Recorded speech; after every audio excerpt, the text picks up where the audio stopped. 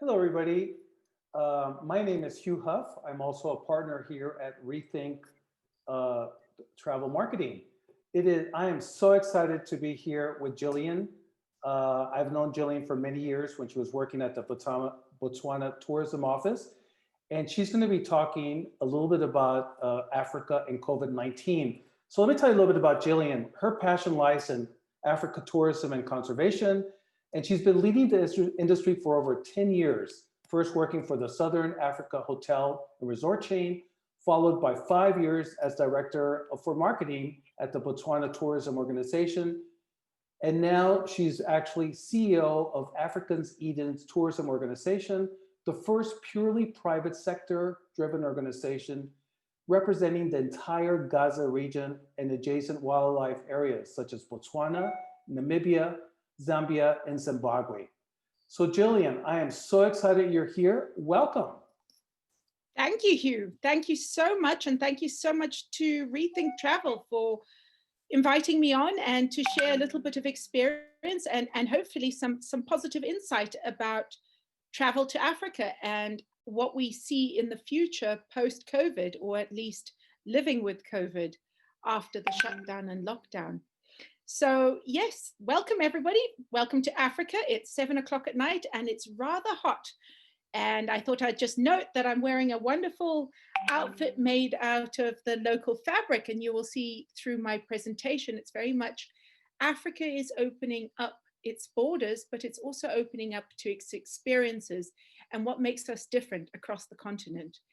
And it's really important to remember how large the African continent is when you're looking at my presentation. So what I'm going to do is share my screen with you, and we have our presentation.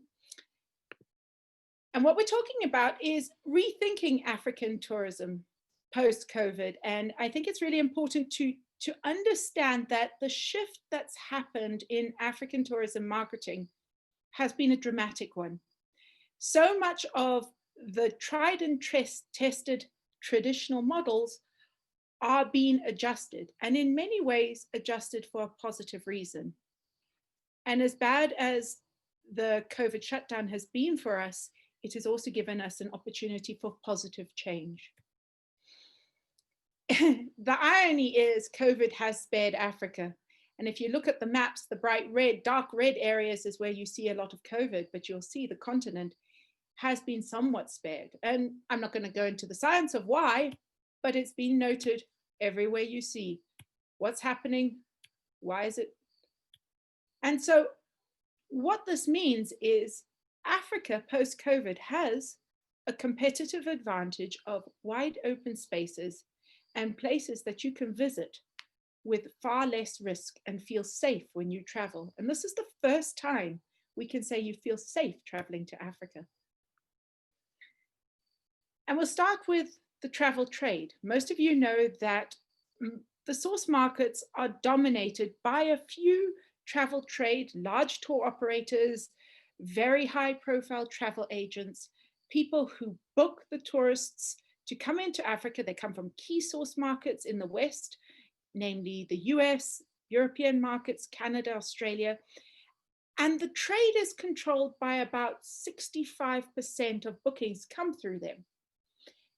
And it's actually quite a small amount of people doing those bookings. And what you see when you're buying your holiday and when you're seeing where you want to go into Africa, you're seeing what's based on the preference of the trade. COVID has democratized African travel trade. What we're seeing is the travel trade has been somewhat broken up. Tour operators, the large independent tour operators, possibly have furloughed people, possibly have laid off, but the travel trade experience is still there. And so what you're seeing is there's this boom of independent travel advisors. And how do we in Africa cater for the independent travel advisor? We don't know them. So you need to go out, get on LinkedIn, get out, do your travel trade newsletter. These advisors might have the experience, but they're new. And how do we get towards them? And when you have this independent travel advisor, they need an inroad into the African tourism booking. So what you're seeing is local tour operators with a wealth of experience. They might be tour operators, they're DMCs, they're ground handlers, and they're going to be partnering more and more with an independent travel advisor for around the world. This is a significant shift. And what we're seeing is possibly you'll see a little reduction in price because suddenly the chain has been somewhat reduced. And you're also seeing a little bit more openness from the trade back in Africa in terms of the product, allowing for direct bookings, as direct bookings to the consumer. Now, a lot of times people said you can't have direct bookings in Africa. The itinerary is far too complicated. It's just not possible. With advances in technology, with so much more pressure in catering for a direct booking, you are seeing technology saying that we can do itinerary bookings. So the consumer is much more comfortable doing this. And I think these things through together shake up the trade. And what it means in the end is a lot more direct money coming directly into the destination, which for us is a very good thing. What are we also seeing? I call it the rise and fall of Airbnb, but maybe when I thought about it, it should have been the roller coaster of Airbnb. And over the past 3 years, Airbnb has been in the increase in Africa with 3.5+ million arrivals and 130,000 listings in Africa. And you're seeing double-digit growth of Airbnb. What did this mean? There could have been a lot more Africans traveling using Airbnb. It could have meant that people are more likely to trust traveling to Airbnb. The product offering is there. There's many reasons why in 2018 and then going on to 2019, why Airbnb was on the increase. COVID hit and it destroyed many of these fledgling businesses, which in the short term has been very difficult for those people who are providing short-term lets and Airbnb. But in my feeling, there is a potential rise again. And although at the short term, many people will choose to go to trusted brand hotels that have the COVID protocols in place, following that, there will be more demand for an Airbnb that has no other guests, that can be booked exclusively, that you can not have to use F&B, that supports local people, that takes you straight into nature, and has this wonderful access without having to share it with anybody else. And so as much as the large properties will see this as a possible threat, I don't think so. I think consumers are changing. And if Africa does its work well, we're able to market to both a destination who would like short-term guest houses, Airbnb, and the traditional models. What else does it mean? This one is particularly exciting because it changes the way us as marketeers sell Africa. And we're seeing this.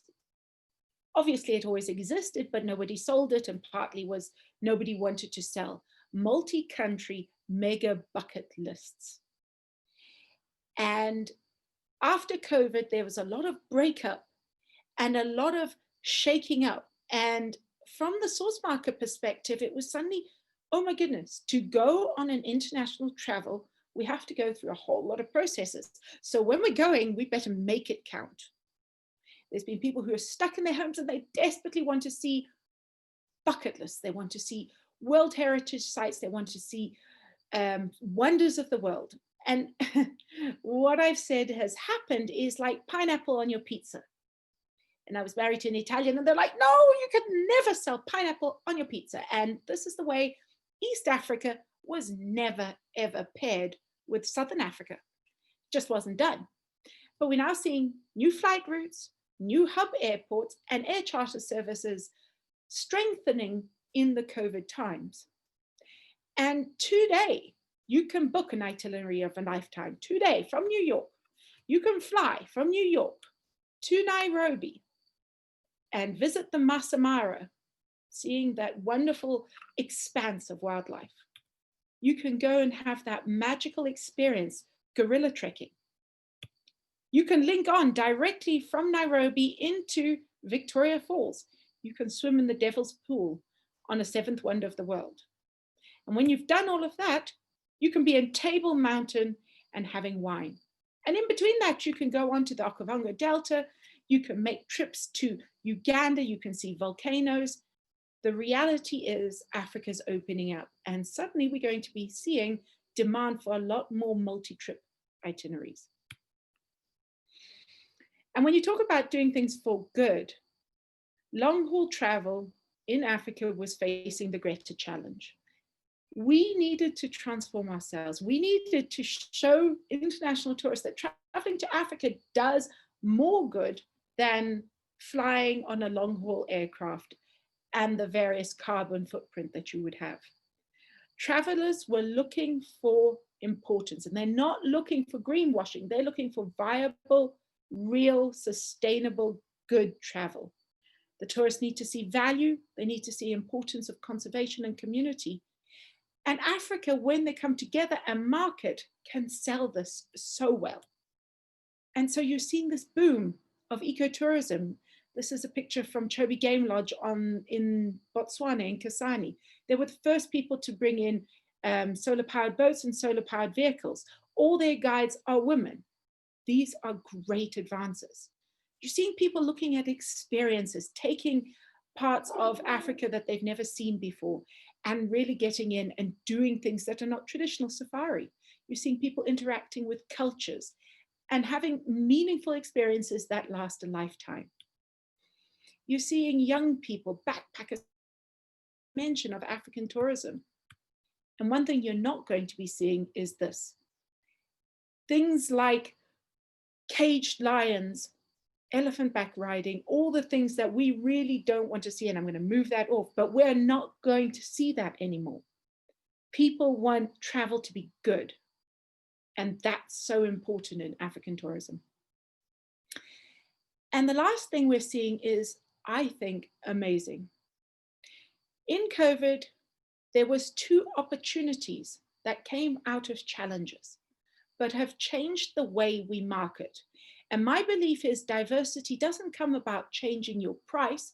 It might not even be about changing too much of your product, but it's changing how you sell your product and your industry to the market. And with the Black Lives Matter movement, there was an enormous drive that worked both for diversity in our source markets, but diversity within the African continent. Suddenly you were seeing Africa being sold to Africans. And the risk of over-reliance on those few traditional markets has been questioned. How do we become more resilient? How do we change what we're doing?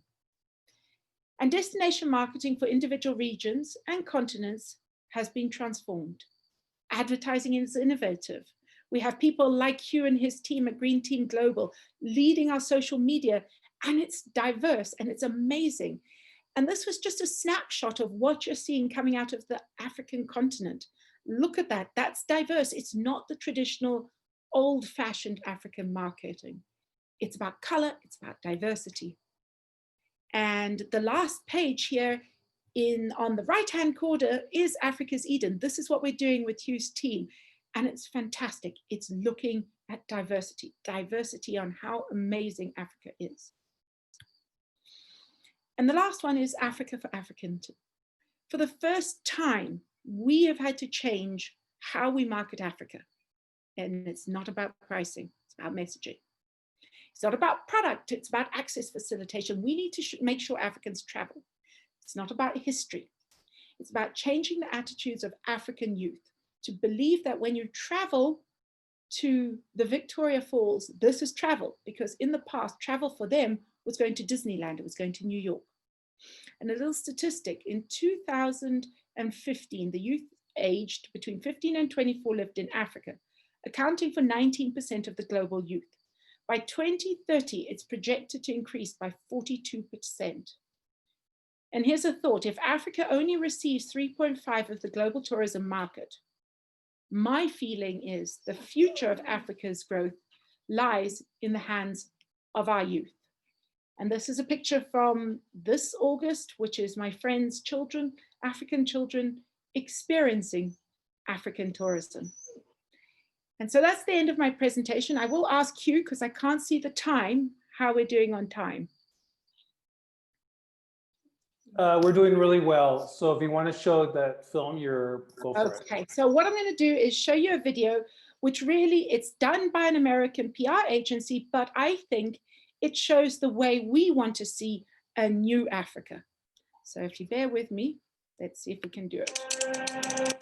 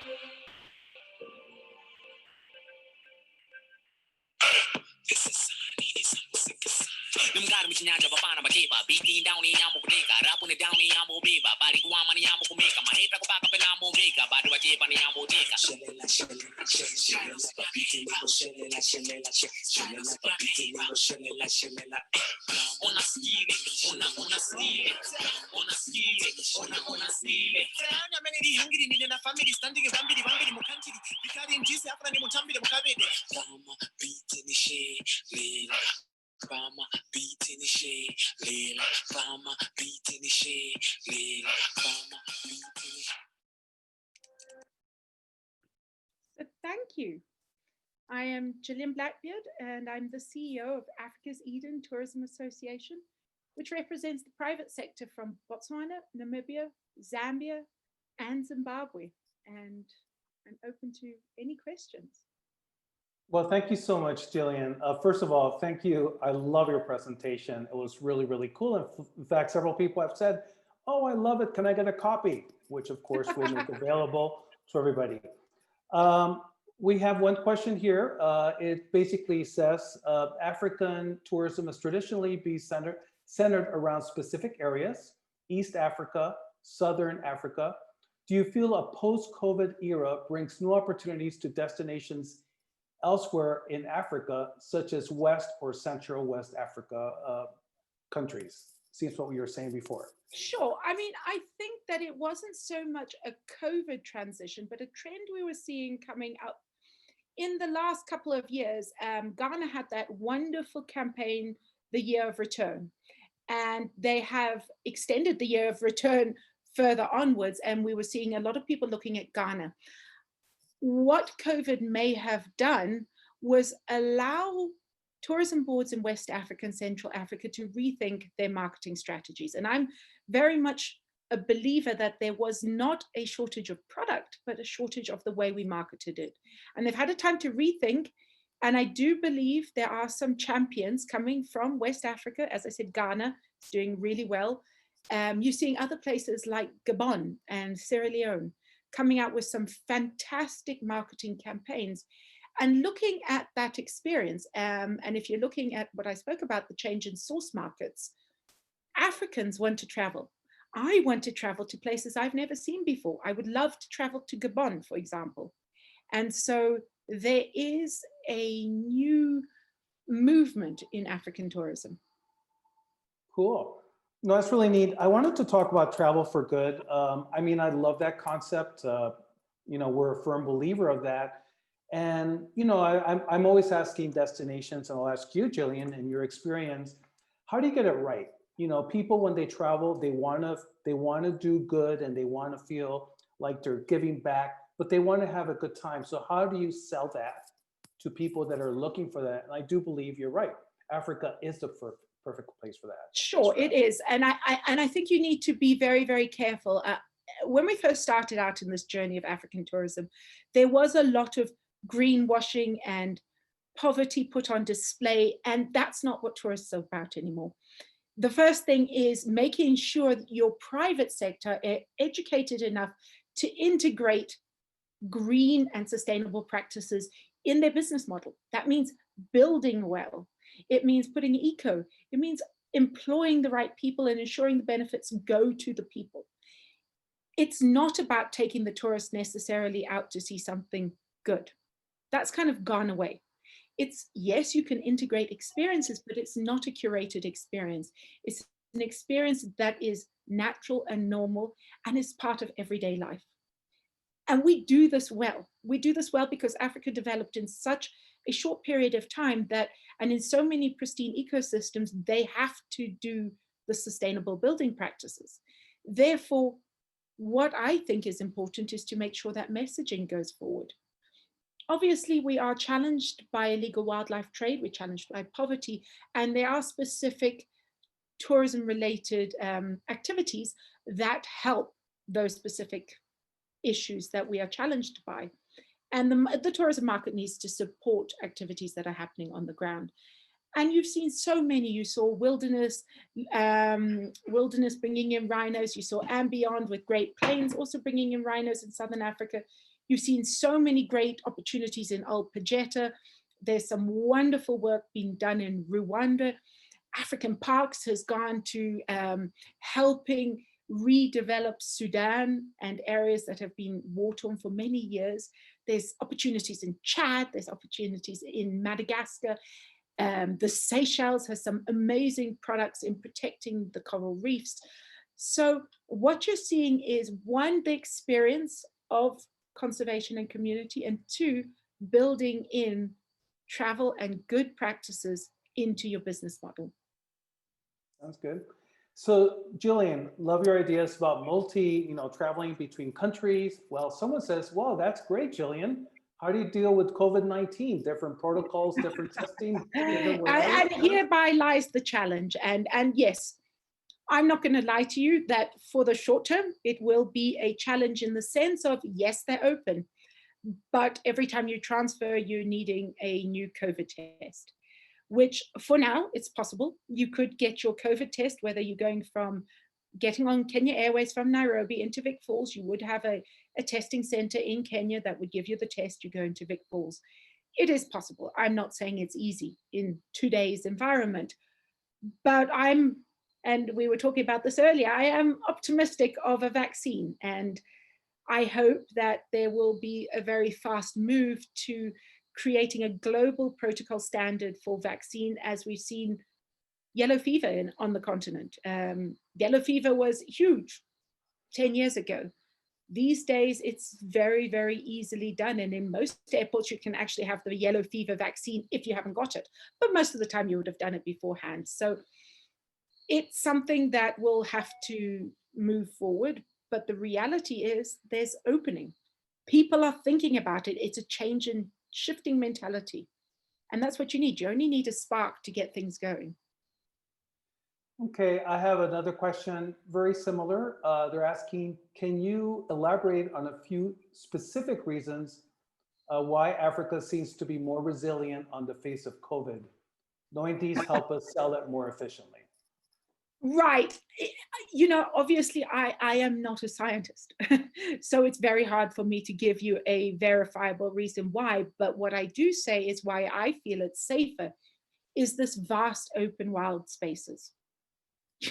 We naturally social distance. You're not on top of each other in most of the places that are tourism destinations, especially the wildlife destinations. Most of it is not people packed in with each other. There's safety protocols when you get there. I think that would already keep people calm. Yes, you can show them the statistics. Botswana has only had 25 mortalities since COVID started. I mean, I don't even think that, we've reached over 2,000 different related issues of hospitalization, but the reality is we don't know. And I know that many people will say Africa isn't testing, so therefore maybe the figure is skewed. Who knows? The reality is it's wide open spaces, it's fresh air, it's hot. it's hot. It was 42 degrees earlier on. And I think those things make a change. Okay. And I just wanted to ask you, right now we are going through COVID. We have all these, our audience are all travel professionals, and they want to sell you. And but any tips that you can give them of how to sell Africa during COVID to get them ready for when Africa is ready or when people start traveling again? Sure. I think that they shouldn't be in a rush to get people out tomorrow, because they want to make sure that experience is seamless. Yes, we'd love them to start forward selling for the next booking season. There's wonderful advances in some of the tour operators who are saying that if you book now, they will give 20% to Traveling for Good. Desert and Delta have just put in something that cares. So it's putting a little bit of money forward in order to secure your booking in the future. And I think that that will start to get people selling, but more in the future. If you do want to sell holiday packages to Africa now, I would suggest do your homework, work with a local tour operator on the ground who knows the changing situation. We are seeing changes in protocols quite regularly, and they're moving towards the direction that helps us open our tourism economy, but they do change. And so dealing with a local DMC or local tour operator or an association like ourselves to understand that holiday before you book it helps. And it would be booking into a single or 2 destinations, as opposed to what we traditionally love you to sell is a 4-destination trip. We are trying to change that, but I think take it slowly, book in advance, start to pay in advance, start to get people excited. It's all about excitement. And the trade is resilient. We would love you to come back tomorrow, but as long as we start to see you asking about coming back in after Easter, we would be delighted. Okay. And I'll have to apologize if you hear some roaring on the outside. That's not a lion. Those are my dogs. They've been locked outside. No, I wanted you to share some of your animals with us. If I let them in, it will be quite hectic. But yes, at the end of it, we can introduce them. Well, we got 3 minutes, so what we can do is show the audience. Awesome. Oh my goodness! And they've pulled apart all my cushions. So this is life in Africa. Dogs. Oh, they're so cute. There we go. So this is an African. Oh, wow. So yes, well, thank you very much, Hugh, for letting me show off my dogs and tell you why they were making so much noise. Well, Jillian, because I am a conservationist at heart, and I think when we're selling Africa, that is always, as much as our culture is wonderfully diverse, our wildlife is untouched. No, well, next time you need to show us your little goats and sheep. My sheep. Exactly. So Jillian, thank you so much. It was great to have you. And for everybody that's been listening, there's any questions that we didn't answer, we'll send them to Jillian and we'll make sure that she gets them to you. Some of you are asking about videos and stuff like that. I will try to answer those. Sure. So thank you very at much. Africa's Eden, Hugh, we are open to membership across the board. You can contact us if you're a travel agent, an independent tour operator, the trade. We're open to everybody within that supply chain that is working with the region. So I'm happy to answer any questions and help you market our destination. That's what I'm here for. Excellent. Well, thank you. Thank you.